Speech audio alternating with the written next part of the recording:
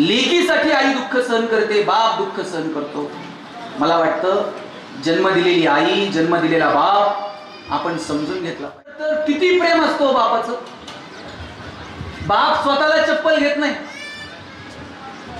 पण पोरगी कॉलेजला जाईल, बापाला वाटतं पोरीला शूज पाहिजे. स्वतःला कपडे घेत नाही, पण त्याला वाटतं पोरीला चांगले कपडे पाहिजे. किती प्रेम असते बाप. साधू संतांना हे कळलं की जन्माला आल्यानंतर जे काही कमवलंय ते सगळं इथं ठेवून जायचंय. तुकोबारायांना विचारलं, ज्यावेळेस तुकोबाराय निघाले आणि एकानं विचारलं, तुकोबा काय कमवलं तुम्ही आयुष्यात? हो, गाथा लिहिली, अभंग लिहिले, कमवलं काय?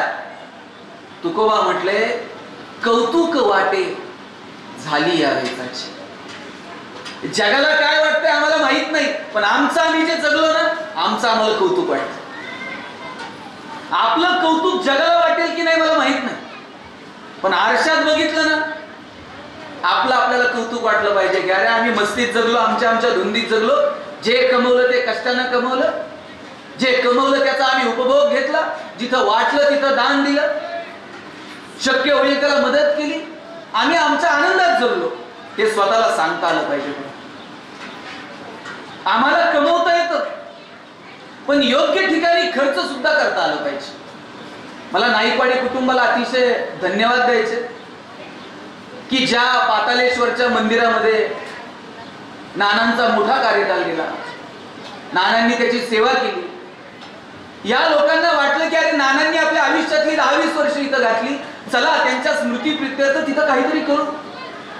सुंदर कारंजी उभारले, मी पाहिलं, दगड, मस्त दगड वापरलाय, छान ते मंदिर उभं केलं. आपल्याला वाटेल तिथे चांगल्या कामाला 2 रुपये खर्च करता आले पाहिजे, ती देण्याची दानत आपल्यात असायला हवी. मंदिराला मदत करा, शाळेला मदत करा, गोरगरीब पोरांच्या शिक्षणासाठी मदत करा. आता मला आधार फाउंडेशनची लोक भेटली, संगमनेरमध्ये चांगलं काम त्यांनी उभं केलं. ज्या मुलांना शिक्षण घेण्याची सुविधा नाही त्यांच्यासाठी शिक्षणाचं पालकत्व या लोकांनी स्वीकारलं. बघा, विंदा करंदीकरांची खूप सुंदर कविता आहे, देणाऱ्यानं देत जावं, घेणाऱ्यानं घेत जावं, आणि घेता घेता एक दिवस काय करायचं, देणाऱ्याचे हात घ्यावे, त्याचे हात असे तोडून घ्यायचे कोपरापासून. असं आहे का? तर त्याची देण्याची जी वृत्ती आहे ती आपण आत्मसात करावी. हिरव्या पिवळ्या डोंगरांकडून हिरवी पिवळी शाल घ्यावी, सह्याद्रीच्या कड्याकडून छातीसाठी ढाल घ्यावी, वेड्या पिशा ढगांकडून वेडे पिसे आकार घ्यावेत, मातीमधल्या प्रश्नासाठी पृथ्वीकडून हुंकार घ्यावेत, उसळलेल्या दर्याकडून पिसळलेली आयाळ घ्यावी, आणि शांत वाहणाऱ्या भीमेकडून तुकोबाची माळ घ्यावी. देणाऱ्यानं देत जावं, घेणाऱ्यानं घेत जावं, आणि घेता घेता एक दिवस देणाऱ्याचे हात घ्यावे. ही देण्याची दानत आमच्यामध्ये असली पाहिजे. आम्हाला कमवता येत, कुठून काही मिळणार असेल ना, रांग लागती हो, सांगाव सुद्धा लागत नाही, तर वाटप सुरू आहे. घेण्याच्या बाबतीमध्ये आम्ही इतके मोटिवेट आहोत, पण देण्याची वेळ आली ना, मग मात्र आम्ही विचार करू घ्यायला काय सांगायचंय हो. घ्यायला मग असं वाटतंय काय घेऊन, किती घेऊ. इथं पातालेश्वरचं मंदिर आहे म्हणून सांगतो, भगवान शंकराकडं रामायण ग्रंथ आहे, आणि असं म्हणतात की भगवान शंकर सुद्धा रामाचं नाव घेतात, रामायण वाचतात. या कथेतला मतितार्थ समजून घ्या. म्हणजे 1 कोटी श्लोक होते रामायणामध्ये, आणि ज्यावेळेस देवांना, दानवाला आणि मानवाला कळलं की भगवान शंकर काहीतरी वाचतायत, ते म्हणले ते काय वाचतायत जरा बघू म्हणले. हे सगळे गेले आणि म्हणले देवा एकटेच वाचताय, ते आम्हाला द्या म्हणले त्यातलं थोडं थोडं. भगवान शंकराकडे 1 कोटी श्लोक आहेत, त्यानं वाटप करून टाकलं. देवांना 33 लाख दिले, दानवांना 33 लाख दिले, आणि मानवाला 33 लाख दिले. आता पोरींनो किती उरले? 1 लाख उरले. निघाले जायला, देव परत मागे आले, म्हणले देवा, आणि मग ते 1 लाख राहिले, त्याच्यात थोडंफार वाटाघाटी. बिचारा शंकर भोळा आहे, लक्षात घ्या, शंकर भोळा आहे पण वेडा नाही. तो म्हटला 1 लाख राहिलेत ना, वाटून टाकू. देवांना 33,000, दानवांना 33,000 आणि मानवाला 33,000. आता किती राहिले? पण तुमच्या दारात बाग फुलून आली, त्यातली 2 फुलं इतरांना देता येतील की नाही? तुमचे सूर जुळून आले, 2 गाणी इतरांसाठी गाता येतील की नाही? आणि तुमच्या दारात आभाळ भरून आलं, ओंजळभर पाणी इतरांना देता. तुमची उंची तुमच्या कर्तृत्वानं आभाळाला टेकली. मानावर करून बघू नका, थोडस खाली झुका. आणि जी माणसं मातीत मिसळतात, त्या मातीत मिसळणाऱ्या माणसांना थोडं वरती उचलून घेता येईल का? मला वाटतं याच्यासाठी प्रयत्न करा.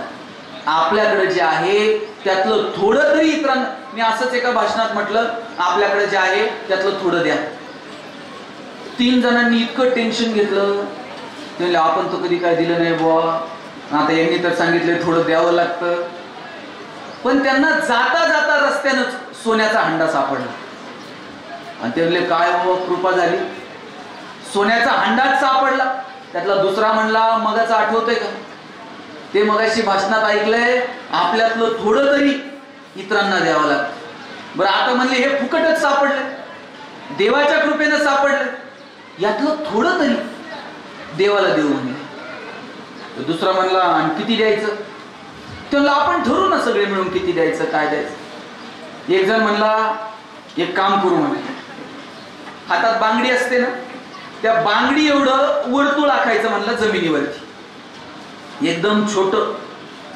आपल्याला सापडलेलं सगळं सोनं म्हणला वर फेकायचं आणि जेवढं त्या छोट्या बांगडी एवढ्या वर्तुळात पडन तेवढं म्हणले देवाला देऊ, आणि त्याच्या बाहेर जेवढं पडन तेवढं म्हणले आपलं ठेव. दुसरा म्हणला किती नालायक माणूस आहे म्हणला, फुकट आत्ताच सापडले म्हणला, सगळं देवाच्या कृपेनं सापडले, आणि तू म्हणतो छोटं वर्तुळ आखायचं, त्याच्यात किती पडल का नाही पडल तुला माहित आहे का? अजिबात छोटं वर्तुळ नाही आखायचं म्हटला, वर्तुळ असं मोठं अख्ख्या गावाला वर्तुळ आखायचं म्हटलं. आपल्याला सापडलेलं सोनं वर फेकायचं आणि जेवढं त्या वर्तुळात पडन तेवढं म्हणलं आपलं. तुमच्या लक्षात येतंय का? काहींना घरी गेल्यावर कळलं मला काय. कुलूप तोडल्यावर चावी सापडून उपयोग आहे का? आताच कळून घ्या. ते काय म्हणतंय, गावाला वर्तुळ आखायचं, सोनं वर फेकायचं, जेवढं वर्तुळात पडन तेवढं आपलं, आणि जेवढं वर्तुळाच्या बाहेर पडन तेवढं म्हणला देवाच. किती स्वार्थी हो माणूस. दुसरा म्हणला तू पण स्वार्थी आहे म्हणला, एवढं मोठं वर्तुळ आखल्यावर त्याच्या बाहेर काही पडत असतंय काय? म्हणला देवाला द्यायची तर दानच पाहिजे म्हणलं, अजिबात वर्तुळ विरतुळ आखायचं नाही म्हणला. मग काय करायचं? म्हणला सोनं वर फेकायचं, देव कुठं असतो वर. आणि म्हणला मग जेवढं वर राहील तेवढं देवाचं, आणि जेवढं खाली पडेल तेवढं म्हणला. किती हुशार आहे हो माणूस, किती हुशारी आपली. आणि मग अशी हुशारी केल्यावर 2 वर्ष आपल्याला एकमेकाला भेटता तर आलं का? बोलता तरी येत होतं. वाटतं पोरानं 2 मिनिट बोलावं. अहो घरातून बाहेर पडताना तरुण पोरानं ना 10 सेकंद लागतात खाली फक्त वाकून बापाच्या पायाला हात लावायला. पायाला वाकल्याबरोबर बाप असा पाठीवर थाप मारतो, पठ्ठ्या सुखात राहा म्हणतो. त्याचा ऊर भरून येतो. पोरग रोज सकाळी बाहेर पडताना पायाला हात लावतो. तुम्ही म्हाताऱ्या आईच्या फक्त पायावर डोकं ठेवून बघा, जीव ओवाळून टाकते होती. काय करून काय मला सांगा, माहेर कुठपर्यंत? जोपर्यंत माहेरात आई येतोपर्यंत. नंतर भावानं मोठी हवेली बांधू द्या, मुक्काम करावा असं वाटतो का? माहेरात आई आहे तोपर्यंत माहेर. बरं तुमचं सासर लई श्रीमंत आहे, तुमच्या आईनं सासरी येताना माहेरून कधी तुमची पिशवी रिकामी पाठवली का? 4 शेंगा घालून देईल, 4 वांगे घालून देईल, पोरीला काय देऊ आणि काय नाही असं होतं आईला. तुमच्यावरती ओतप्रोत प्रेम करणारे या जगात जर कोण असेल ना तर तुमची आई आणि तुमचा बाप आहे, लक्षात घ्या. बहिणाबाई चौधरी तुम्ही नाव ऐकलं असेल, कवयित्री. दारात आलेल्या वाटसरूला तांब्याभर पाणी दिलं, म्हटले 2 घास खाऊन जा. आणि दारात आलेल्या वाटसरूला बहिणाबाई संसारातलं दुःख सांगतात की संसार किती दुःखाचा आहे. आणि मग तो वाट सुरू म्हणला, अगं आई एवढं दुःख आहे संसारात, मग नांदते का राहते इथं एवढ्या दुःखात? आई म्हणली, पुरीच्या माहेरासाठी आई सासरी नांदते. माझी लेक जर माहेरात आली तर तिला माहेर पाहिजे, आई माहेरात पाहिजे, म्हणून मी नांदते रे बाबा, दुसरं काही नाही. लेकीसाठी आई दुःख सहन करते, बाप दुःख सहन करतो. मला वाटतं जन्म दिलेली आई, जन्म दिलेला बाप आपण समजून घेतला पाहिजे. पुरीच्या लग्नात बाप असा तुरा काढून मिरवत असतो, पण कन्यादान झालं ना, मग मात्र अशी मान खाली घालतो, जावयाच्या हातात हात देतो आणि सांगतो, तळ हाताच्या फुडाप्रमाणे जपली हो पोरगी, जावई बापू सांभाळून घ्या. दिवसभर एक थेंब सुद्धा डोळ्यातनं काढत नाही. पण पोरीची गाडी एकदा निघून गेली ना, मग मात्र खांबाच्या पलीकडे जाऊन बाप रडतो. ही नात्या गोत्यांमधलं प्रेम आहे ना, जोपर्यंत नाती जिवंत आहेत तोपर्यंतच दाखवता येतं, तोपर्यंतच व्यक्त होत आहे. आणि माणूस हा एकमेव प्राणी की ज्याला व्यक्त होता येतं. जनावरांना साहेब व्यक्त होता येतं का? रस्त्यावर रोज 2-4 कुत्री मरून पडलेली असतात. त्यांच्या पिलांना तक्रार करता येते का पोलीस स्टेशनला जाऊन? आमच्या बापाची चूक नव्हती, याच्याच गाडीचा ब्रेक लागला नाही, याची आमची तक्रार घ्या. धाब्यावरती रोज कोंबड्या वाहून नेतात, अशी उलटी काठी बांधलेली असते मागं, त्याला त्या कोंबड्या उलट्या बांधलेल्या असतात, त्यांचे पंख फडफडत असतात, त्यांच्या चुचीतनं फेस बाहेर पडतो. त्यांना तक्रार करता येते का? आमचा शेवटचा दिवस आहे, जरा गोड होऊ द्या, नीट न्या, जरा सुईनं बांधा. जनावरांना व्यक्त सुद्धा होता येत नाही. आपण नशीबवान आहोत, आपल्याला व्यक्त होता येतं. चुकलं असेल ना, व्यक्त व्हा, चुकलं बुवा साहेब, परत नाही होणार, माफी मागून टाका. एखाद्यानं माफी मागितली ना, मोठ्या मनानं माफ करून टाका, किती सरळ आहे. पण लोक असल्या घमेंडीत 10 वर्ष झाले म्हणते भावाकडे गेलो नाही. अरे सांगायचं कोणाला? 10 वर्ष झाले बहिणीच्या दारात गेलो नाही. अरे सांगता कुणाला? ती गेल्यावर तुम्ही साडी चोळी घेऊन जाल, तिला नाही बघता येत भाऊ आलाय म्हणून साडी चोळी. जिवंत आहे तोपर्यंत बोलून घ्या. आई नंतर तुमच्यावर प्रेम करणार जर कोण असेल ना मनापासून, तुमची बहीण आहे, तुमची पत्नी आहे, तुमच्या घरातली माणसं आहेत, तुमचा मित्र परिवार आहे, बोला त्यांच्यासोबत. जड जड अंतःकरणानं आम्ही इतके जड होत गेलो की मग त्या अहंकारानं आम्ही जगूच शकलो नाही. तुम्हाला एक गंमत सांगतो कसं जगता आलं. जास्त वेळ घेत नाही, आता डॉक्टर साहेब पण आले, एक 5 मिनिट घेतो. अहंकार हे आमच्या दुःखाचं कारण आहे बघा. रावणाला रामानं नाही मारलं, रावणाला त्याच्या अहंकारानं मारलं. कंसाला कृष्णानं नाही मारलं, कंसाला त्याच्या अहंकारानं मारलं. आम्ही कुणीच नाही होत हा भाव कायम आपल्या मनात असला पाहिजे. एक राजा होता, तुम्हाला एक गंमत सांगतो, 2 मिनिट लक्षात. आता आपल्याला जर कुणाकडे जायचं असेल तर आपल्याला आधी परवानगी घेऊन जावं लागतं. साहेब मी आत येऊ का? राजाचा दरबार आहे आणि त्या राजाच्या दरबारामध्ये एक माणूस परवानगी नाही काय नाही डायरेक्ट आत जायला नाही. त्या शिपायांनी अडवलं, ते अरे राजाच्या दरबारात चाललाय, तू कोण आहे? डायरेक्ट आत चालला, तू कुणी सैनिक आहे का महत्वाचं? त्यांना सैनिक उससे बढ़कर हूं म्हटला. बेटे क्या तुम सरदार हो? सरदार से भी बढ़कर. क्या तुम प्रधान हो? प्रधान से भी बढ़कर. प्रधान से बढ़कर. क्या तुम राजा हो? मतलब मैं राजा से भी बढ़कर. राजा से बढ़कर. क्या तुम राजा के गुरु हो? मतलब मैं उस गुरु से भी बढ़कर. क्या उस गुरु से बढ़कर क्या तुम भगवान हो? मतलब मैं भगवान से भी बढ़कर. अरे भगवान से बढ़कर तो कुछ भी नहीं. मतलब हाँ वही हूं मैं, कुछ भी नहीं. हे कुछ भी नाही आहे ना, हे असलं जगता आलं पाहिजे.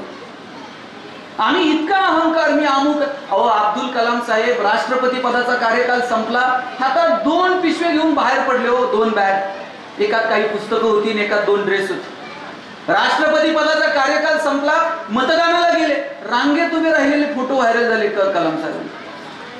कसं जगावं? ज्या दिवशी हा अहंकार बाजूला येईल ना, त्या दिवशी नाती गोती, मित्र परिवार, हा त्यातला जिव्हाळा समजून घेता येईल.